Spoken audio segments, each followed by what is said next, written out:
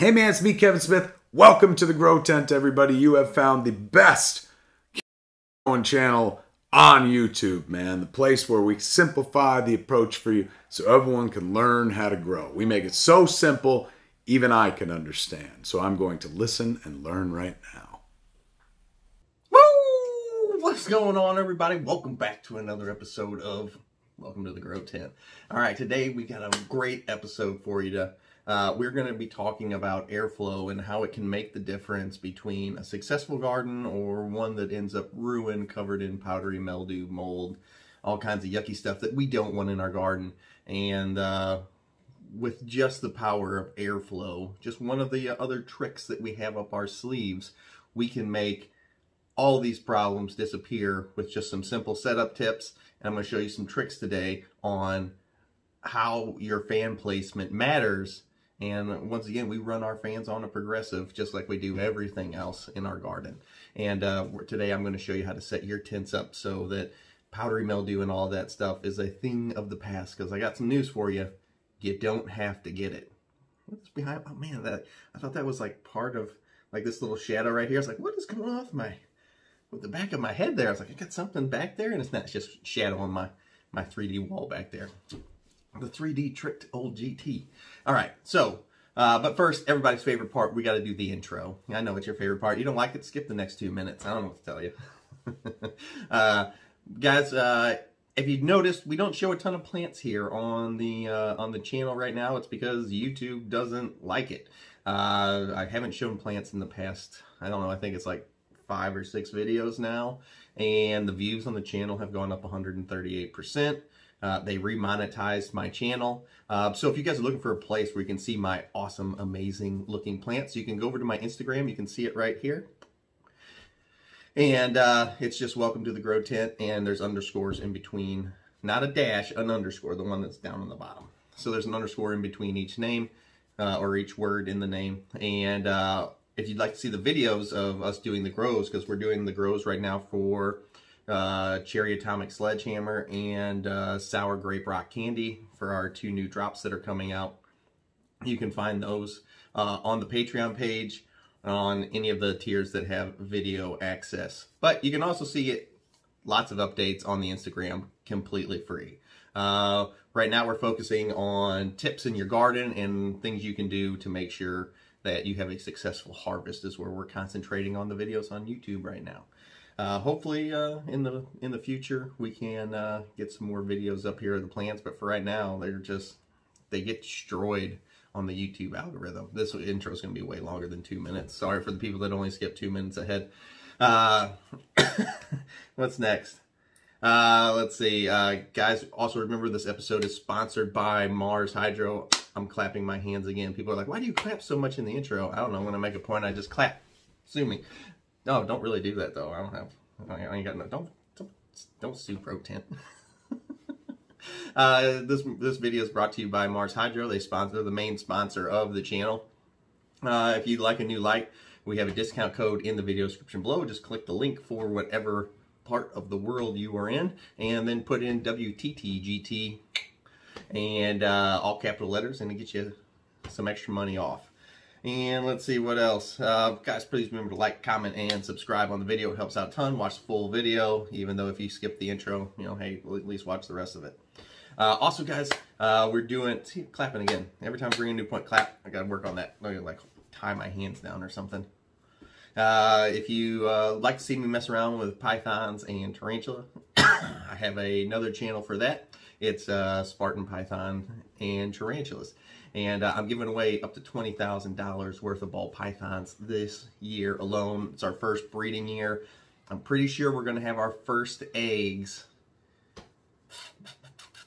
Probably, some of the females are starting to wrap their water bowls. So probably in the next month we'll have our first set of eggs. And then we'll have babies not too much longer after that, after they come out of the incubator. So you want to check it out. Link for that's in the video description below. If you could follow that channel or subscribe to that channel, super huge help. Let's get today's episode started. I gotta go get my dry erase board because class is in session. See you guys soon. Let's go.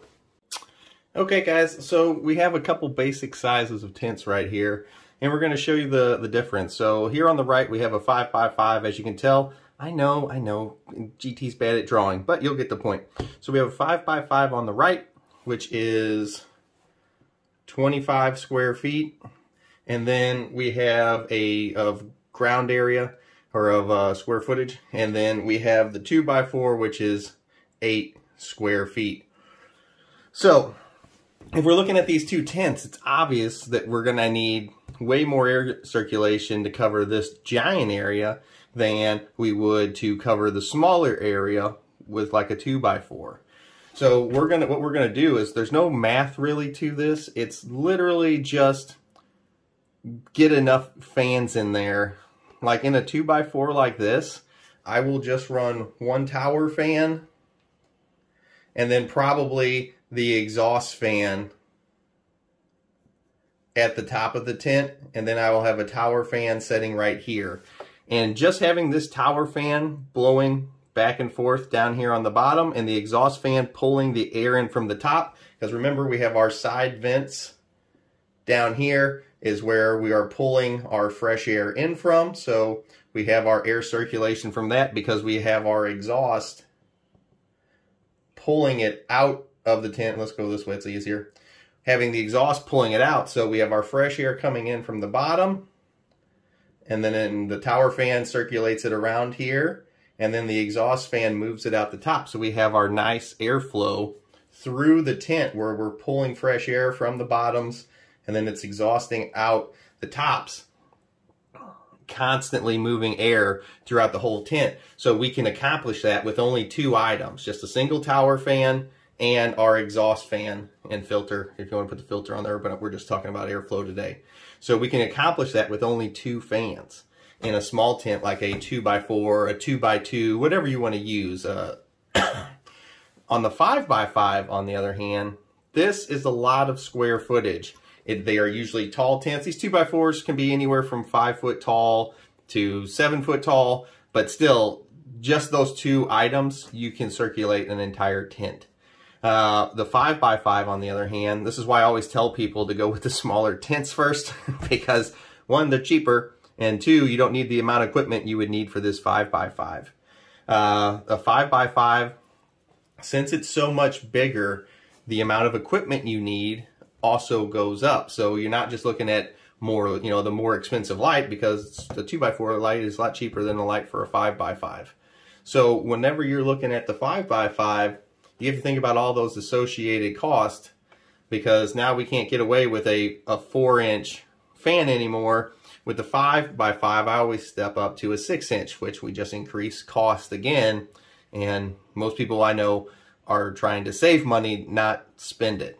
So the smaller tents, a lot easier. Bigger tents, bigger yield, bigger cost all the way around. With the 5x5, the next part of this is the know your zones part. So we're going to incorporate the know your zones, and it'll make it easier to break down doing this 5x5. So there's going to be 3 zones in your tent. You have the top zone, the middle zone, and the bottom. So we have zone A, zone B, and zone C. So these are the 3 zones of your tent. Kind of like if we were talking about plants and lollipopping, we would say we leave A and B and we strip C. That's how you lollipop. You divide the plant into thirds, and you always take the bottom third. With the tents, it works a little bit different, because this level right here can be up and down in the tent depending on how big your plants are, and I'll explain why that is in a second here. So zone A is always going to be the same. At the top of the tent, I got my arm caught under here. Hold on. At the top of the tent, we have our exhaust, fan and filter combo sitting at the top and piping air out. Under that, we have our light. This line right here will be our light.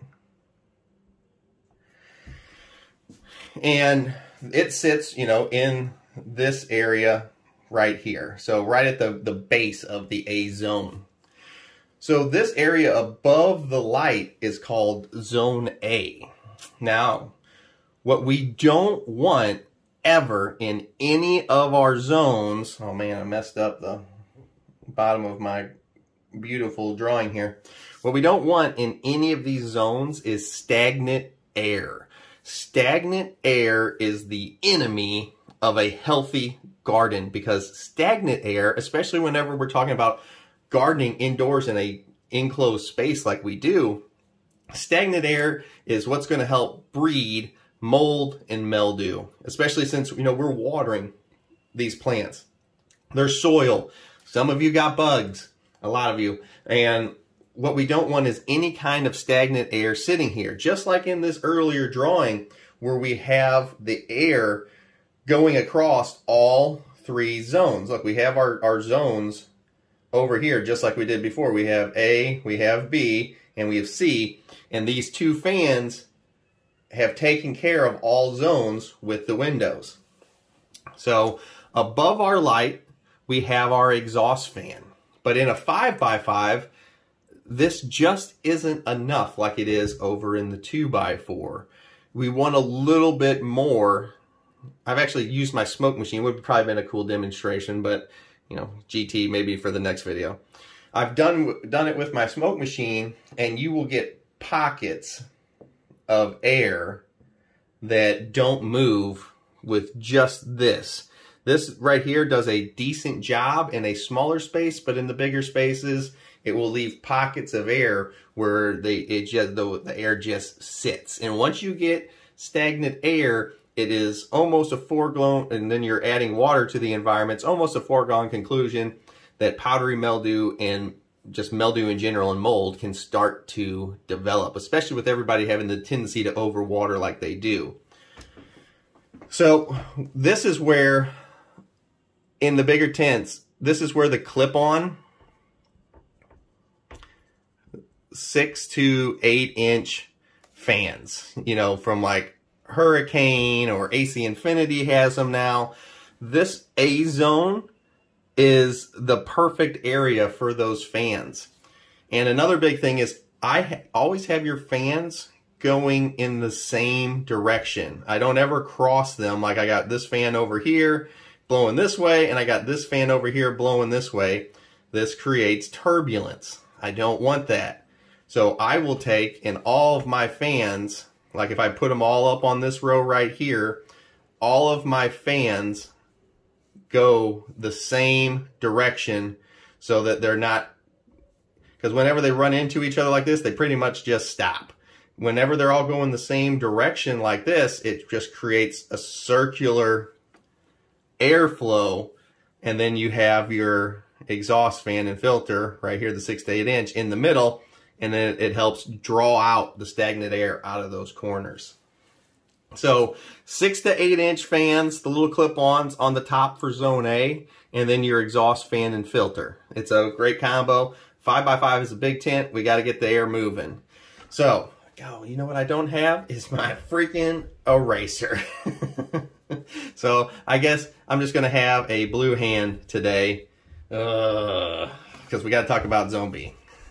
All right. So the reason, if you remember, oh God, that's a mess. We have zone B here, and we said that zone B, the bottom of it, can move up and down depending on the height of your plants. Now zone B, if you guys know me, I like tower fans for the canopy of the garden. So because the tower fan will run from start to finish, as soon as I activate my tent, my tower fan turns on and it, you know, blows in its rotational just arc pattern back and forth. And what we're going to do is they usually have 3 to 5 speeds on them. We're going to run them on a progressive because little plants don't need a ton of airflow. You just hurt them. But bigger plants, you know, you have bigger, thicker canopy. You need more airflow to get to the other side. And we're going to talk about that in a second too. So the reason we're saying that the floor level of B zone can move up and down is because the height of the plants is what is the determining factor as to where B zone ends and C zone starts. So if your plants are this tall, which is where we have our line, and this is where you've lollipopped them to, right here. You've lollipopped this area below, you've got your pot down here, and this is your strip third. So this is the bottom of your canopy. That is where your C zone will start. And you really won't have a C zone because without the canopy, this is all open. So the whole thing is pretty much B. But when as soon as your canopy fills in, now you've got your third zone because you've got another obstacle right here because this is all full of, hopefully, colas and dense canopy. So we've got our tower fan on. And as the plants get bigger, we are going to increase our airflow so that if our fan is over here on this side, at all times, if we put our hand down into this side of the canopy, we can still feel airflow. As the canopy gets thicker, we are going to have to increase the speed of the fan so that it can push air all the way through the canopy. That's what's nice about these tower fans is they pretty much take a column, a blade of air, and they work really, really well at pushing it through the whole canopy. And instead of just having a normal fan, you know, with a tube shape of air coming out of it, we have a straight column of air blasting through the canopy. It makes the penetration of the fan way better. And it, you know, whenever you've got those dense, thick canopies and water, if you don't have the airflow going through there, it can lead to powdery mildew really, really easy, which is not what we want because we can ruin a garden real fast, especially if we're in flower. So if we do these steps, we do our prep work and have our airflow lined out before we get to that point, we don't ever have to worry about it. I don't ever have powdery mildew in my garden, not ever. So as soon as we know where our canopy is, usually around the end of week 2, we just lollipop for the first time, week 2 flower, and we're into week 3, you know, the plants are all stretched out. We can see where our C zone is now.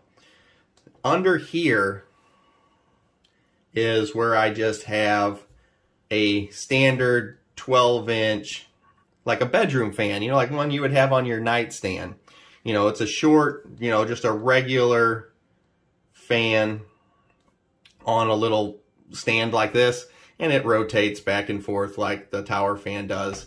Usually has low, medium, and high speed. This fan I always put on high and on rotational, and I will stick it on an opposite corner. So if this fan is here rotating back and forth, you got to remember this tower fan is up in the canopy, so the streams of air do not hit each other because this one's up in the canopy and this one is below it. So I put this one in an opposite corner, and usually I just have it rolling around the outside, the air around the outside, because I want air movement. The reason this fan right here is necessary, a lot of people don't put these fans in, and you have this canopy coverage right here, and then this is where all your water is because this is where all your pots are. So now you have this stagnant air mixed with where all the water is kept. This is the zone right here. It's the last zone you will activate because it's the last one that forms. This zone right here is where 90% of your problems will start because this is where all the water is. The fans are generally, people skip having fans at this lower level because they think about fans for cooling the light, which, I mean, if you've got proper airflow, you don't need any fans pointed at your light because there's it's plenty cool in there. Well, I mean, unless you're running HPS. If you're running HPS, you got to look at it, but you should probably be running AC if you're running HPS.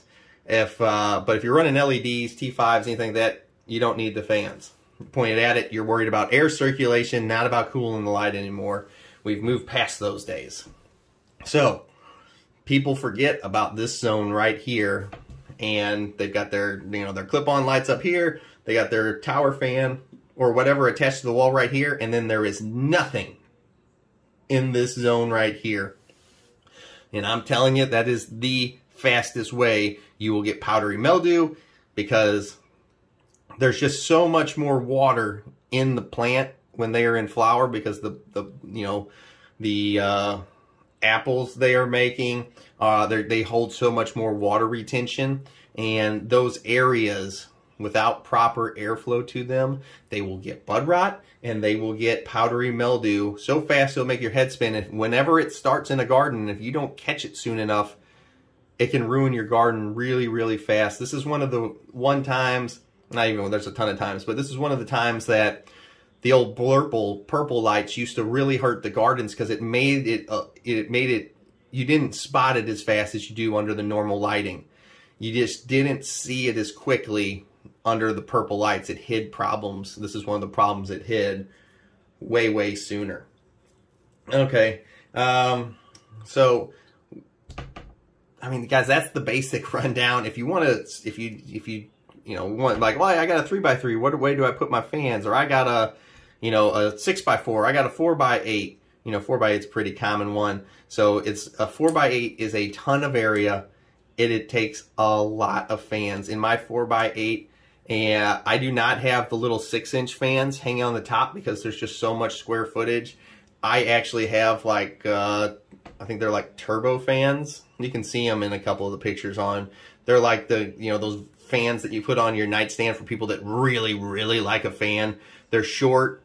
They sit like this, and they're called like turbo fans, and they are little short things. I flip them upside down, and I attach zip ties to this part right here, and I hang them from the top caging of the 4x8s, because that rectangle is so much air to move, and to try to get this rectangle to spin. I actually have 2 of those big fans, those turbo fans. I have 2 tower fans, and then I also have 2 of this style fan also. So once again, you went up in things, so you got more expensive stuff.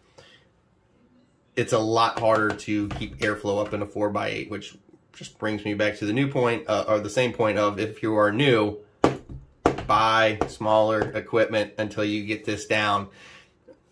Buy a smaller area. It makes everything way, way easier than, I mean, you saw what we had to deal with the 2x4. It took me 30 seconds to explain it.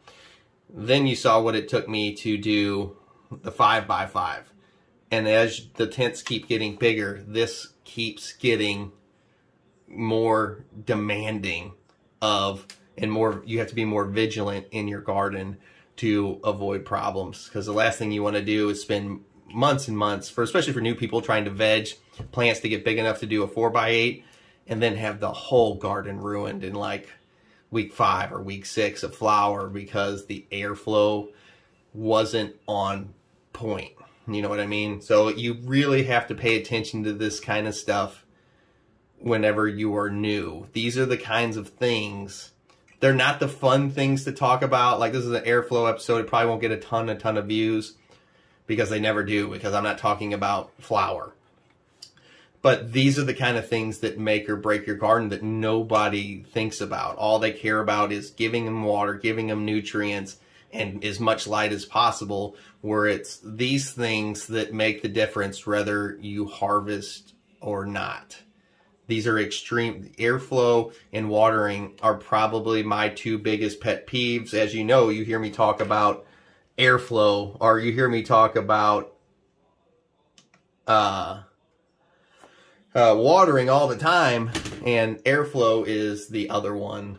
Without proper airflow, this is going to be a losing endeavor for you. Okay, so just pay attention to this, and as always, if you have any questions, you can send me an email right here to thegrowtent@gmail.com. I get around 1,000 emails a day, so if I don't answer within the first couple days, just resend it, because it's already lost to the sands of time. All right, guys, thanks for hanging out with me today. I hope you enjoyed our chalkboard or dry erase board lesson. The last one everybody really loved, so I figured I would do a couple more of them. And eventually you guys will get tired of them, and we'll have to do something else. But airflow, guys, really important. Thanks for hanging out with me today. I'll see you next time. Woo! WTTGT out.